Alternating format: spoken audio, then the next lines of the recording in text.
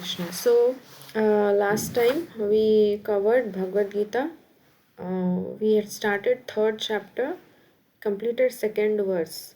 So today we will see third chapter, third shloka. So third chapter, Karma Yoga, and third shloka is Shri Bhagavan Uvacha लोकेऽस्मिन् द्विविधा निष्ठा पुरा प्रोक्ता मया नघ ज्ञानयोगेन सांख्यानां कर्मयोगेन योगिनाम्. Shri Bhagavan, word to word meaning, Shri Bhagavan Vacha, the Supreme Personality of Godhead said, Loke, in the world, Asmin, this, Dvividha, two kinds of Nishtha, faith. Pura, formerly, Prokta, where said, Maya, by me, Anagha, O sinless one, Jnana Yogena, by the linking process of knowledge, Sankhyanam, of the empiric philosophers, Karma Yogena, by the linking process of devotion, Yoginam, of the devotees. Translation and purport by His Divine Grace Srila Prabhupada, Srila Prabhupada Ki Jai. Translation: The Supreme Personality of Godhead said, O sinless Arjuna, I have already explained that there are two classes of men who try to realize the self. Some are indicated by some are some are inclined to understand it by empirical philosophical speculation, others by devotional service. So what was the question? This chapter began with Arjuna questioning that um, he is questioning Krishna that why are you engaging me in this warfare? You are saying that intelligence is better than fruitive work. So why do you want me to engage in this battle? So Prabhupada mentions in the purport that Arjuna's concept, what he understood is devotee means bhakti means like one becomes inert in the sense one is no more engaged in all these things like generally people also think bhakti means so you to become devotee, or bhakti means you give up everything and go to a secluded place and just chant or something like that. So Arjuna was also thinking in that way. So that is why he thought then one way Krishna is saying this, and one way other way Krishna is saying that inducing him that okay, you fight the battle, you fight the battle. So he is confused. So he's asking Krishna that you please tell me decisively what is most beneficial for me. So Krishna is telling that there are two classes of men who try to realize the self, the spirit, soul, and own self. So some do it by empirical philosophical speculation, and others engage in devotional service. In the purpose, Sri Prabhupada mentions in the second chapter, verse 39, the Lord explained two kinds of procedures, namely Sankhya Yoga and Karma Yoga or Buddhi Yoga. In this verse, the Lord explains the same more clearly. Sankhya Yoga, or the analytical study of the nature of spirit and matter, is a subject matter for persons who are inclined to speculate and understand things by experimental knowledge and philosophy. So, briefly, if we see Sankhya Yoga is what? Just like in Sankhya Yoga, we have to find the root of the tree and then we have to water the tree. And in devotional service, the root of the tree is already given, is already mentioned in the scriptures. And we just need to we need not spend time and effort to find the root of the tree. We just need to water the root of the tree, that is practice this process of devotional service. But in Sankhya Yoga, the person engaged in Sankhya Yoga system, they have to study the nature of matter and spirit, and then by different by acquiring that knowledge and experimental knowledge and philosophical way, they have to find the essence of it. The other classes of men work in Krishna consciousness as it is explained in the 61st chapter of the second chapter, 61st verse of the second chapter. The Lord has explained also in 39th verse that by working by the principles of Buddhi Yoga or Krishna consciousness, now Buddhi Yoga is termed as Krishna consciousness because Buddhi means what? Intelligent, and the most intelligent yoga system is Krishna consciousness. One can be relieved from the bonds of action, and furthermore, there is no flaw in the process. The same principle is more clearly explained in the 61st verse, that this Buddhi Yoga is to depend entirely on the Supreme, or more specifically on Krishna, and in this way all the senses can be brought under control very easily, because in Krishna consciousness we learn to engage all of our senses in Krishna's service. And our enemy, who is our greatest enemy? Our own mind, our own senses are our greatest enemy. So when we can engage these senses properly, we can engage this mind properly in Krishna conscious activities, then just like there is a small book of Srila Gurudev, conquer the mind, and conquer the mind, conquer the world. So if we can conquer our own mind, then we can conquer anything in this world.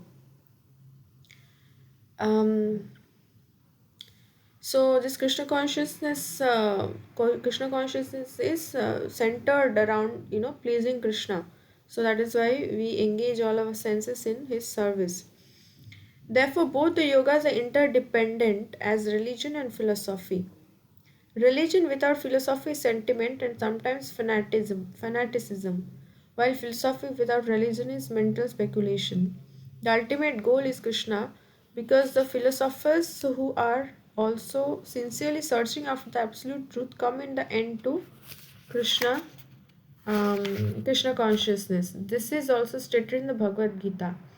The whole process is to understand the real position of the self in relation to the super self. So in Sankhya Yoga also, though they may engage in analytical study, philosophical study and all, but ultimately, if they are properly doing it in a correct manner, they will ultimately come to Krishna. Understand that Krishna is they will land in Krishna consciousness only. So, but the time and effort spent for that analytical study and all, just like we saw the example of finding the root. So, it takes time, energy, everything to find the root of the tree. But somebody is already told, some authority is already told, oh, this is the root of the tree.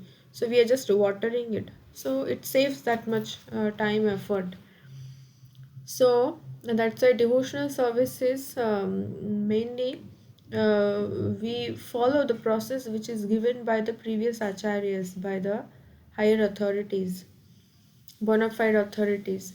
The whole process is to understand the real position of the self in relation to the super self. The indirect process is philosophical speculation, by which gradually one may come to the point of Krishna consciousness. And the other process is directly connecting everything with Krishna and Krishna consciousness. Of these two, the path of Krishna consciousness is better because it does not depend on purifying the senses by a philosophical process. Because the process itself purifies our senses. Just like there is no pre-qualification to come for one to practice Krishna consciousness. By practicing this process, our senses mind can be purified if we are sincerely doing it. Just like in Shikshashtakam, the prayers that Chaitanya Mahaprabhu has given, Chetu Tarpana Marjanam. So by chanting these holy names, there is a cleansing. The cleansing process is already happening. Cleansing of the dirt of the mind is already happening. Buddhi Yoga and Bhakti Yoga are same. Yes, Buddhi Yoga is you can say the intelligent people will take the best yoga system, and the best yoga system or the most intelligent or the best yoga system for the most intelligent people is Krishna consciousness. So yes, in this context, Buddhi Yoga and Krishna consciousness is same.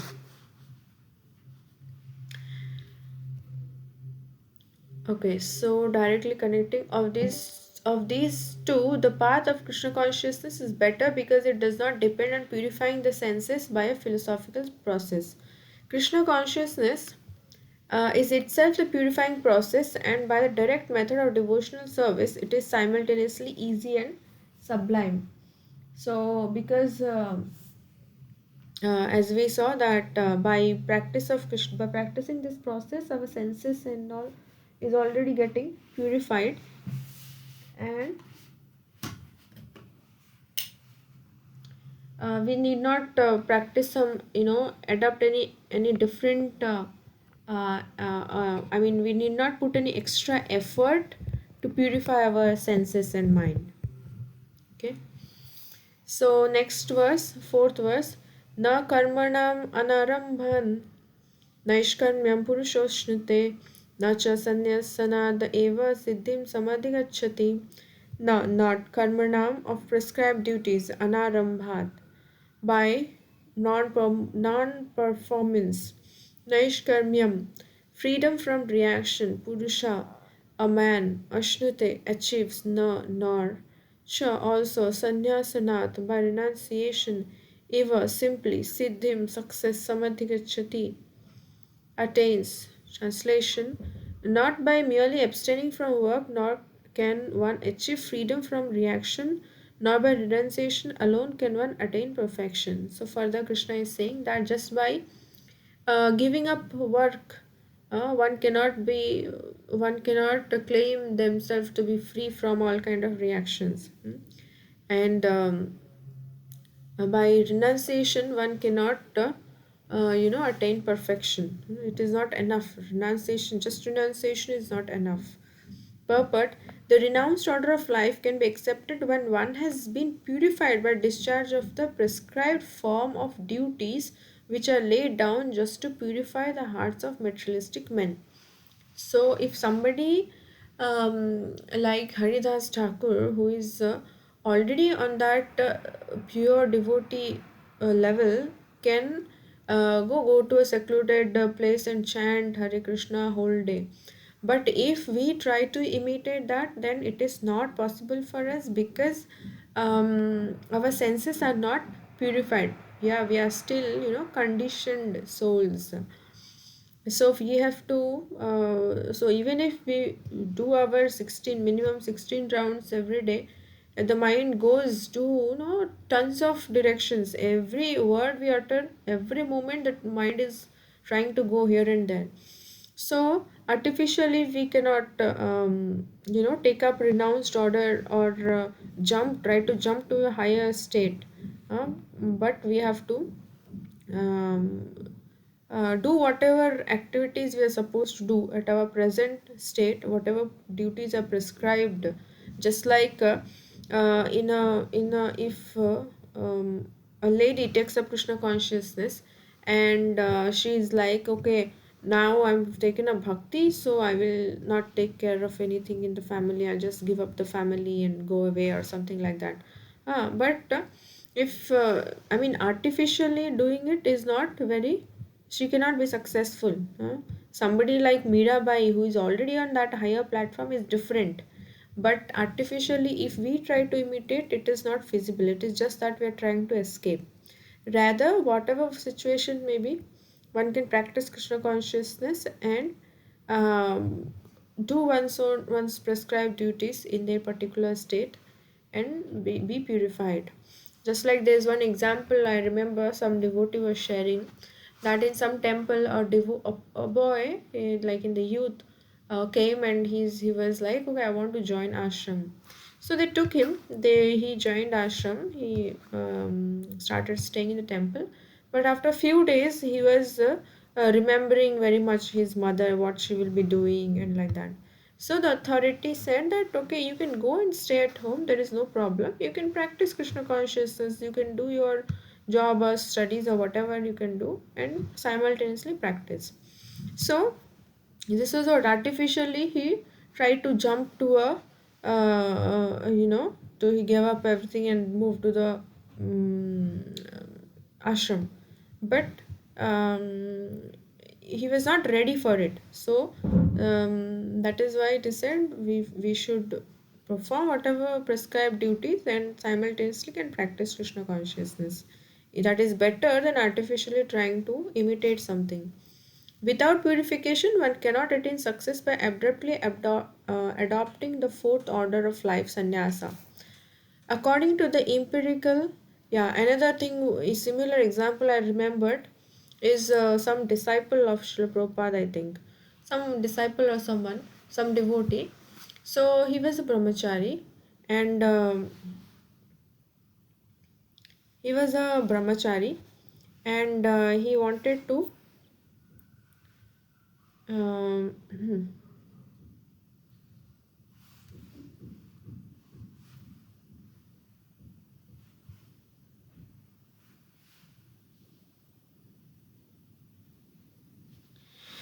okay, so 1 second.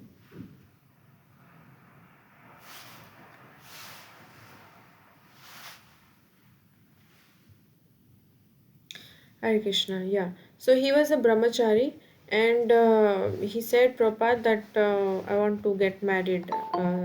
He wanted to change his ashram.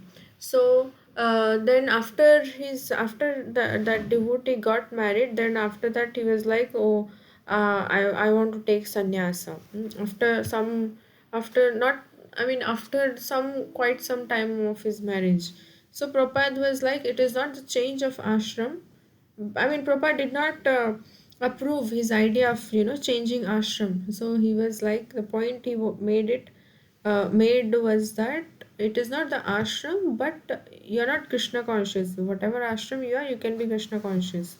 So whatever state one is in, one should execute one's whatever prescribed duties are, and at the same time sincerely practice Krishna consciousness instead of trying to imitate um, something else. So according to the empirical philosophers, simply by adopting sannyasa or retiring from fruitive activities, one at once becomes as good as Narayana. So as per um, you know the impersonalist one sense. But Lord Krishna does not approve this principle. So there is no question of one becoming the Lord or one becoming the Supreme. We are always supreme. We are always subordinate to the Supreme. Without purification of heart, sannyasa is simply a disturbance to the social order. On the other hand, if someone takes to the transcendental service of the Lord even without discharging his prescribed duties, whatever he may be able to advance in the cause is accepted by the Lord. A Buddhi Yoga. Swalpam apiyasya dharmasya trate mahato bhayat. Even a slight performance of such a principle enables one to overcome great difficulties. So, if one takes to this devotional service, even what is not is able to execute, I mean, trying to execute his prescribed duties, but um, okay, whatever he may be able to do to advance in the cause is accepted by the Lord.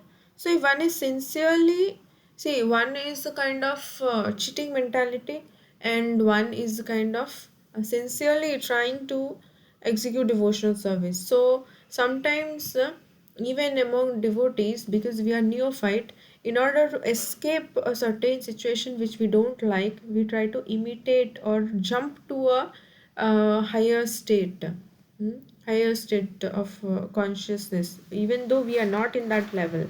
So that leads to, that is a kind of a cheating mentality, and whom we are cheating? We are cheating ourselves.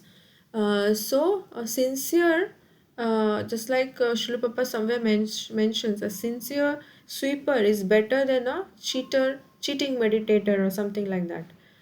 So if we are sincerely trying to execute, if we are sincerely trying to execute our Krishna consciousness, at the same time, I mean, whatever, for example, if somebody is a student, somebody is working a job, whatever they is doing, so that is accepted by the Lord, whatever sincerely we are doing our devotional service. Even a slight performance of such principles can overcome great difficulties. So this is taken from the other verse, which mentions that even a slight advancement in this path of Krishna consciousness can save one from the greatest type of danger, that is falling down, gliding down to the lowest species. And recently, in some lecture, I had heard that in the same way, just like little Krishna consciousness we practice, it can save us from going to the lower species. Similarly, if little mistake also we do in Krishna consciousness, it can take us down. Just like offending a devotee or things like that, there are 10 offenses to the holy name. So similar, any offense we do, specifically Vaishnava aparadh, it can take us down in our Krishna consciousness. So fifth shloka, nahi kashchit kshanam api jatu tishtati akarma krit karyate he avasha karma sava prakriti jair gunai na, nor he certainly kashchit anyone shanam a moment api also jatu at any time tishtati remains akarmakrit without doing something, karyate is forced to do, he certainly avasha helplessly, karma work, sarva all, prakriti jair born of the modes of material nature, gunai by the qualities. Translation: everyone is forced to act helplessly according to the qualities he has acquired from the modes of material nature. Therefore, no one can refrain from doing something, not even for a moment. So, by nature, the soul is active. So, we need to engage in some or the other activity. Uh, and an ordinary person, influenced by the modes of, I mean, a conditioned soul influenced by the modes of material nature will is forced to act in a particular way. For example, if a soul has got a body of a dog, the dog will behave like a dog. Is not going to behave like a human being or something else. Hmm. Not even, no one can refrain from doing something, not even for a moment. Purport: it is not a question of embodied life, but it is a matter of the soul to be always active.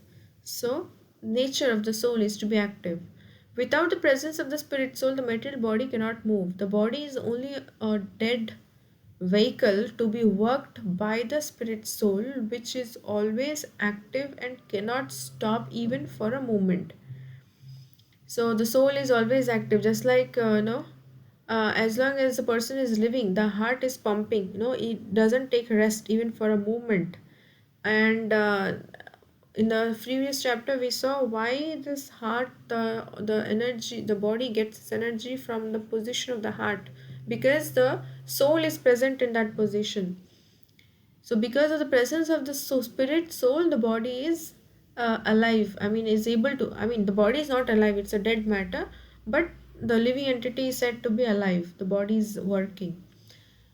Um, as such, the spirit soul has to be engaged in a good work of Krishna consciousness, otherwise, it will be engaged in occupations dictated by the illusory energy. In contact with material energy, the spirit soul acquires material modes. So, when we come in contact with this material energy in this material world, we are influenced by the three modes of material nature. And to purify the soul from such affinities, it is necessary to engage in the prescribed duties enjoined in the Shastras. But if the soul is engaged in his natural function of Krishna consciousness, whatever he is able to do is good for him. So, in Krishna consciousness, whatever in material life we have to perform our 100%, otherwise it is imperfect. But in Krishna consciousness, whatever progress one is able to, it is accepted by the Lord and it is our eternal asset. Srimad Bhagavatam 1.5.17 affirms this. Taktva swadharmam charanambujam hare bhajan apakvo tha pate tato yadi yatra kwa bhavadram abud amushya kim ko vartha apto bhajatam swadharmata. The meaning of this shloka is, if someone takes to Krishna consciousness, even though he may not follow the prescribed duties in the Shastras or execute the devotional service properly, and even though he may fall down from the standard, there is no loss or evil for him. But if he carries out all the injunctions for purification in the Shastras, what does it avail him if he is not Krishna conscious? So, if one is somehow practicing Krishna consciousness and not able to execute the material duties or whatever he is doing in Krishna consciousness, is endeavoring, but it is not so perfect, but still he is advancing. It is better than someone who is trying to follow different rules regulations from the scriptures, but is not hasn't even touched Krishna consciousness. So the purificatory process is necessary for reaching this point of Krishna consciousness. Therefore, Sannyasa or any purificatory process is to help reach the ultimate goal of becoming Krishna conscious, without which everything is considered a failure. Like there are Mayavadi sannyasis also. So they are also sannyasis and performing some austerities and everything, but they are not haven't taken to Krishna consciousness. So all their austerities are actually like useless waste of time. Shrama eva hi kevalam. Unless one comes to Krishna consciousness. So better them are those somebody who is working a job but is practicing Krishna consciousness. They are much better. Because at least they are trying to sincerely practice Krishna consciousness. So we will stop here. Mataji, if you have anything to share or you have anything to discuss, we can do that, or we will stop today. Sorry, in between I got disconnected. I don't know why. Maybe internet problem. If nothing, then we will close for today. And thank you so much, Mataji, for joining. Even from office you joined, so I appreciate that very much. Hare Krishna, Hare Krishna, Krishna Krishna, Hare Hare, Hare Ram, Ram Ram, Hare Hare. Raja Vidya Srimad Bhagavad Gita ki Jai. Hare Krishna.